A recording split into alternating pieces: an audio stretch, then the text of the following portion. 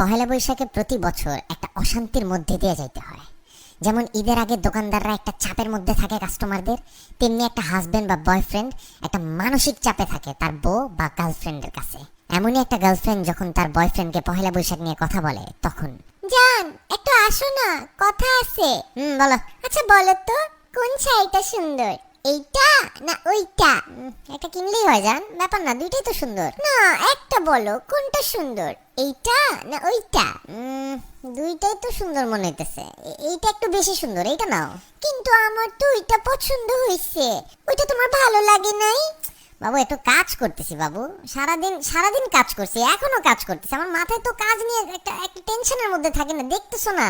তোমার যেটা ভালো লাগে সেটা নাও, জিজ্ঞেস করছো বলে দিছি। কিন্তু তুমি যেটা বলছো ওইটার তো দাম বেশি, আর আমি যেটা পছন্দ করতেছি এটা ওইটার থেকে একটু কম দাম। আরে বাবা যত দামই হোক নাও না বাবু, ভালো লাগলেই নাও, দাম দিয়ে কি, যেটা ভালো লাগে ওইটা নাও। বলো না কোনটা নিবো, এমন করো কেন? এই তোমার সমস্যাটা কি? 2 দিন আগে জিজ্ঞেস করলে দেশি মুরগি কিনবো না ফার্মের মুরগি, তোমার বললাম ভাই তুমি ফার্মের মুরগি কিনো, তুমি গিয়ে কিনে আনলা 4টা দেশি মুরগি 4টা ফার্মের মুরগি, ইচ্ছাটা তো তোমারই পূরণ হইলো তাই না?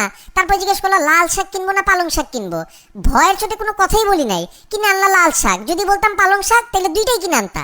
আজকে আবার শুরু করলা শাড়ি নিয়ে, পাইছোটা কি আমারে তুমি? ও মা, একটা শাড়ি কিনবো তোমার জন্য, সাজবো তোমার জন্য, একটু সুন্দর হব, একটা পয়লা বৈশাখের একটা ফিলিংস আছে না, একটা ঝাঁকানাকা আছে না, সেটাও কি জিজ্ঞেস করলে দোষ? কথা তো একটা শাড়ি পর্যন্ত লিমিট থাকতেছে না।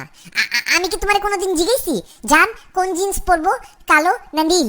জান কোন টি শার্ট পরবো, হাফাতা না ফুলাতা? জান কোন জুতা পরবো, এটা পরবো না ওইটা পরবো? জিজ্ঞেসি তোমারে কোনোদিন? ভালোবাসি দেখেই তো জিজ্ঞেস করি তোমাকে, এমন করো কেন? জান জিজ্ঞেস করার তো একটা লিমিট থাকে জান, তুমি তো এই লিমিটের গোষ্ঠী উদ্ধার করে ফেলছো।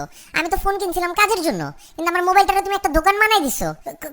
কোনোদিন যদি আমার ফোন চেক করো মনে করবা অন্য মেয়েরা পিক পাঠাইছে, ওইটা নিয়েও একটা গ্যাঞ্জাম শুরু করবা, এটা কে পাঠাইছে, এটা কবে পাঠাইছে, না আমি তো পাঠাই নাই। এত পিক পাঠাইছো তোমার নিজেরও তো মনে থাকবে না কোন পিক তুমি দিছো।